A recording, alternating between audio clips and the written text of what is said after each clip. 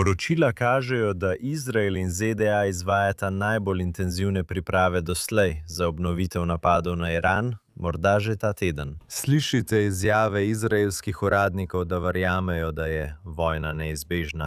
Za Donalda Trumpa je očitno prvi in najpomembnejši cilj obnoviti pretok ladij skozi Hormuško ožino in ga trajno zagotoviti. Brez iranskih pristojbin, brez iranske grožnje, da bi poškodovali ladje s hitrimi čolni. Torej, prva operacija bo zagotovo uničenje vseh teh hitrih čolnov. Lahko bi se odločil, da opusti jedrsko vprašanje, da opusti spremembo režima. Ne more odnehati glede Hormuške ožine, ker je to situacija, ki jo je povzročil Trump z vojaško akcijo, z Epic Fury, torej to mora rešiti. To je cilj številka 1. Cilj številka 2 je obogateni uran. Predsednik vlade Netanjahu je to povedal pred nekaj tedni, da je v tem trenutku cilj številka 1 za Izrael odstraniti ta obogateni uran. Če Iran ne bo podpisal dogovora, ki bi Združenim državam omogočil vstop, potem verjamem, da sta Izrael in Združene države pripravila specialno operacijo, da bi vstopili in to odstranili silo. In zato boste dejansko morali poslati vojake na teren. To je zelo občutljiva operacija in morate poskrbeti, da se noben